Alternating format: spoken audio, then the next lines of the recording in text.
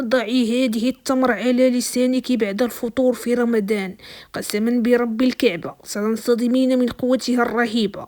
سيأتي ويرجع لك حبيبك حتى لو كان في آخر الدنيا. سيأخذ أول طيارة وسيرجع لك رغما عن أنف أمه، وهو مشتاق لك، يحبك بجنون. سيكره كل النساء غيرك أنت. سيهيج عليك هيجانا قويا حتى لو بينكم في رقص السنين. عمل رمضان روحاني قوي يزعزع قلب الحبيب. اعمليه لزوجك حبيبك خطيبك. إذا كانت العلاقة بها برود، هذا العمل سيولع شرارة الحب بينكم، ولن يقدر أن يفترق عليك حتى دقيقة. اجعليه يندم على فراقك ويحبك بجنون ويصبح مهووسا بك. لن يقدر أن ينام حتى تكوني بجانبه وفي أحضانه. جربيها. السلام عليكم ورحمة الله تعالى وبركاته. متابعات الغاليات، رمضان مبارك سعيد. ينعاد عليكم بالصحة والعافية يا رحمن يا رحيم. أود أن أشكركم على كلامكم الطيب في حق وصفاتي وفي حق أعمالي، والله العلي العظيم. أفرح كثيرا عندما تجربون الأعمال ويجيبوا معكم نتيجة، ولا أي وحدة اشتغلت لها وجاب ربي التيسير. هذا من فضل الله سبحانه وتعالى، هو القادر على كل شيء، هو الذي يقول كن فيكون. فنحن فقط سبب والكامل على الله. للتواصل معي من أجل الأعمال القوية، جلب الحبيب، رد المطلقة، فك جميع أنواع السحر والمزيد المزيد، التواصل معي في الجيميل هو الطريقة الوحيدة للتواصل معي. وحذري من حسابات التيك توك، فأنا لا أملك أي حساب على تيك توك، لدي فقط هذه القناة على اليوتيوب. والناس اللي مهتمين بخيط الكابالا اليهودي، خيط القبول والنصر، يعني هذا الخيط لجلب الرزق، جلب الحبيب، جلب جميع أنواع يعني الفرح والسعادة في حياتك. هذا هو الخيط اللي راح يغيرك حياتك. خيط كابالا اليهودي اللي يكونوا فيه 7 عقدات هكذا. توفرت كمية من جديد، كمية قليلة. أي وحدة مهتمة بخيط الكابالا، خيط يعني لما تحطيه بيجيك الرزق، بيجيك الفرح، بتحقق جميع أمنياتك بقدرة الله سبحانه وتعالى.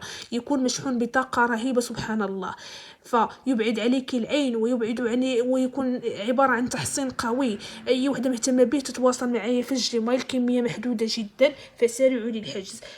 يعني لكي لا أطيل عليكم، بالنسبة لهذا العمل يعمل في رمضان. النية السرية اعملي في مكان يكون هادئ أي يوم. بالنسبة للوقت بعد الفطور، يعني بعد الفطور. حتى لو ما كنتش على طهارة لا حرج في ذلك. بالنسبة للمكونات راح تحتاجوا تمرة هكذا تمرة، لكن التمر لازم يكون في بدرجة حرارة الغرفة، مش لازم يكون من الثلاجة. نحن نريد الجلب والتهييج، لا نريد البرود.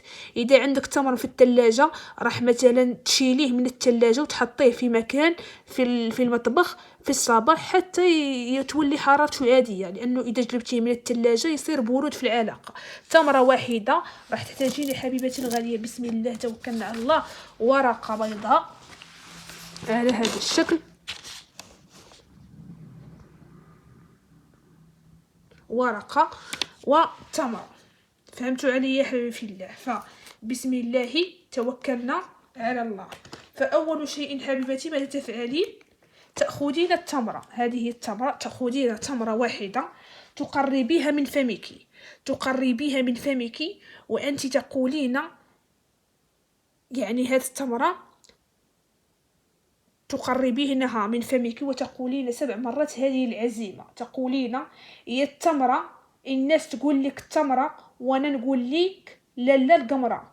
زيني سعدي، زيني سعدي، وخلي فلان ولد فلانة نكون في عينيه كي القمرة. يعني 7 مرات. راح اكتب لكم العزيمة في صندوق الوصف.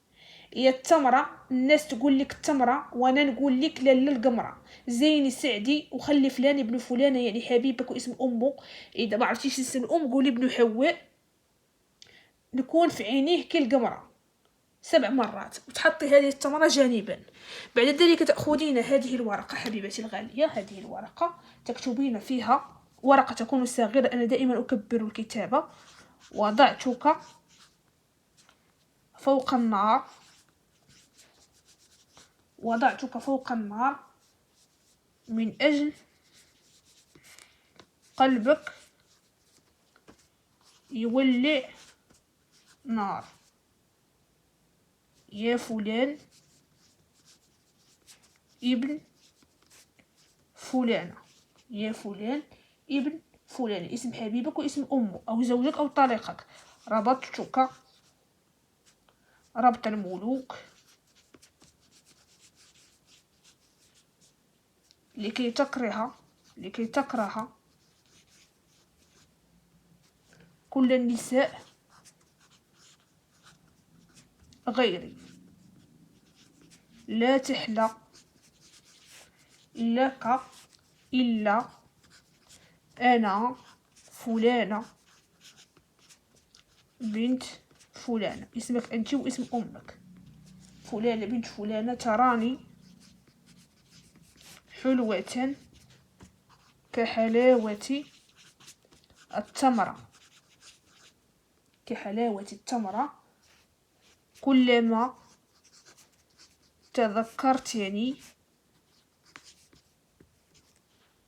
هشت علي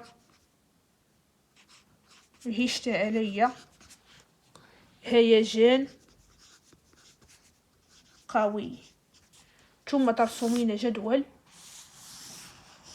على هذا الشكل، حرف الميم على هذا الشكل، خط 2 3 خطوط هكذا.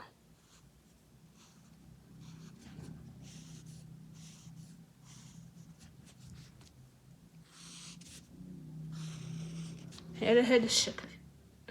ثم بعد ذلك تكتبين هنا جلب مجلوب ببركة مالك الخدام والملوك. جلب مجلوب ببركة مالك الخدام والملوك، هذا العمل جلب تهييج محبة يعني وربط عن الخيانة وعن الفساد.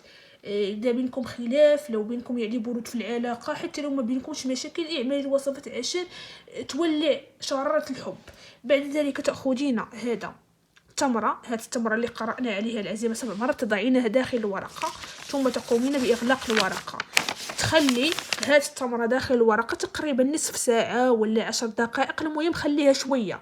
تخلي هاد التمرة داخل الورقة شوية، يعني 10 دقائق نصف ساعة، يعني شوفي انت الوقت اللي تقدري عليه. بعد 10 دقائق تفتحي هاد الورقة، بسم الله. هذه التمرة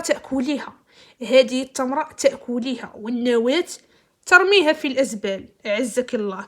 هذه الورقة تحرقيها، هذه الورقة تحطيها في النار وتحرقيها، وهي تنحرق وقلب حبيبك ينحرق بشرارة العشق والغيرة. جربي حبيبتي هذا العمل الرمضاني القوي وردي علي، والله العلي العظيم سنصدمين من قوتها الرهيبة. وللتواصل معي من أجل الأعمال الروحانية القوية أترك لكم دائما في صندوق الوصف في أول تعليق جيميل للتواصل.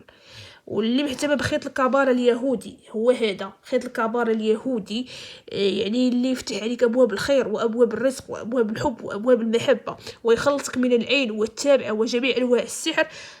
ترسل لي رساله في الجيميل، الكميه محدوده. تواصلوا معي بزاف تاع البنات لقاو الكميه نفدت، راه توفر عاوتاني، لكن الكميه محدوده، فسارعوا للحجز. واي وحده مهتمه بالاعمال الروحانيه ولا بتحجز ليله 27 تتواصل معايا، راه العدد محدود جدا. جربوا العمل وردوا عليا.